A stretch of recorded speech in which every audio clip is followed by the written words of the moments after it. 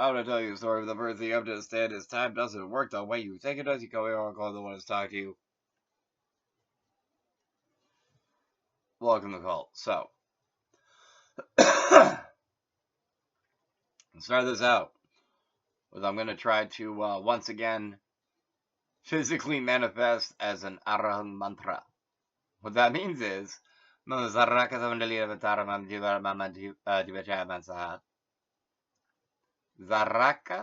Vajramaya Arang Mantra. Sabakarari Babakarari Pidikarati Vididayabu Prasadayati Bahu Zubyati. So what does that mean? Well, essentially,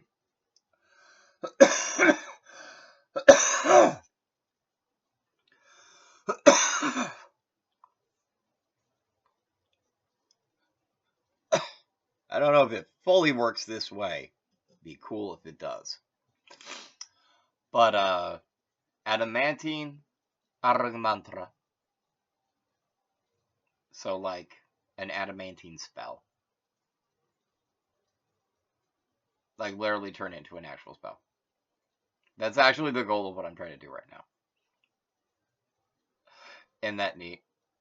And so associate with, insinuate yourself into, identify with, become a supernatural being, reduce to order, become a great blessing. Because I'm literally becoming a blessing spell. I think that's pretty cool. And maybe it will make me finally be like, I hope I'm the right level for that. I hope I'm the right level in D&D terms to be an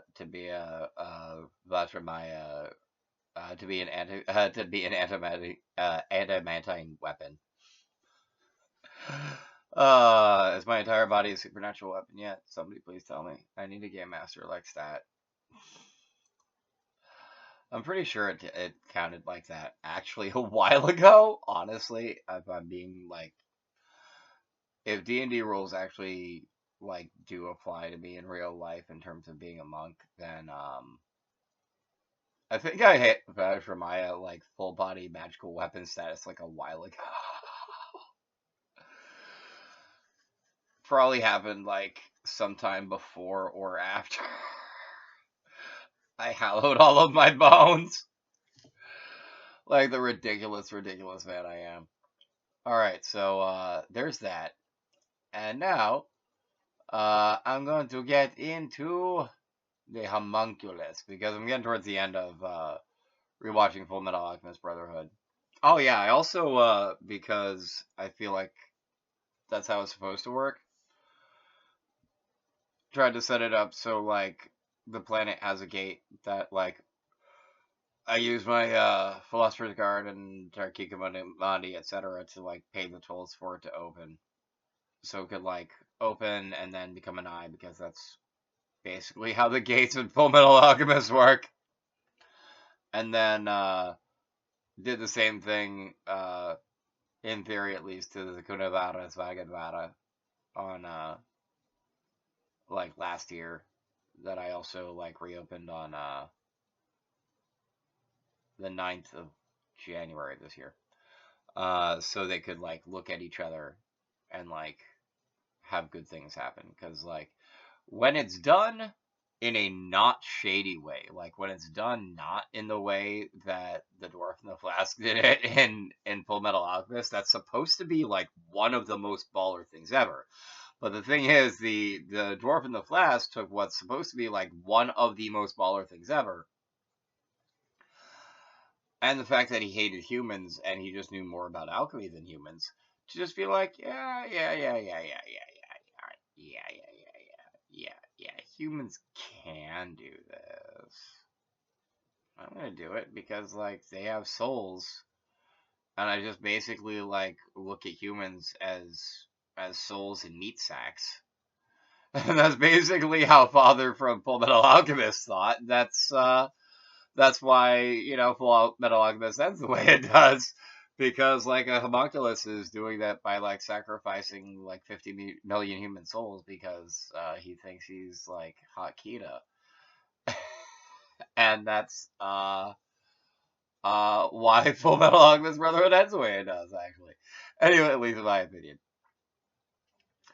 In terms of, like, because essentially what he's trying to do is he's trying to, like, make a Siddhideva. Like, he's trying to make a perfected deity. Which is, like, in theory, I guess what the goal of alchemy really is to, like, turn yourself into a perfected deity with alchemy. Like, I guess. But, like, so, like, taking it from the perspective of, like, oh, the homunculus wants to become a perfected deity. That's why he decided to, like, sacrifice an entire country to try to use all of their soul energy to seize, like, the power of Devata, the deity. Okay, that makes absolute sense. But what if someone did it with not a shiesty way? Because the thing is, like it says, you can use Philosopher's Stones to pay the toll, at least in Fullmetal Alchemy. Again, I'm going by Fullmetal Alchemy and where it, like, actually is, like, in theory intersects with, you know, actual alchemical practice. And,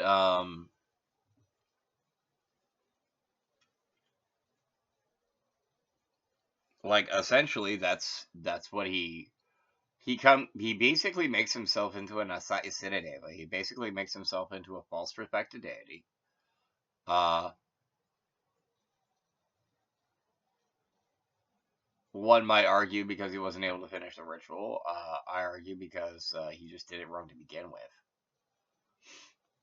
And that's Fullmetal Alchemist in a nutshell. At least Brotherhood at the end, in my opinion.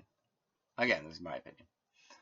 A homunculus, little person, Marukajiva, is a small human being, popularized in 16th century alchemy and 19th century fiction, is historically referred to as creation of miniature, fully formed human. A good example of, like, what homunculus kind of sorta is, but also not, is actually Celine Bradley after Edward Elric does the transmutation on him at the end when Kimberly is like, no, no, no, no, you don't get to do that. The 10 term lends its name to the cortical homunculus, an image of a person with the size of body parts distorted to represent how much the area of the cerebral cortex, the brain, is devoted to. History, alchemy. During medieval and early modern times, it was thought that homunculus, an artificial human-like being, could be created through alchemy. Homunculus first appeared by name in alchemical writings attributed to Paracelsus. De Natura Rerum outlines his method of creating homunculi. Uh,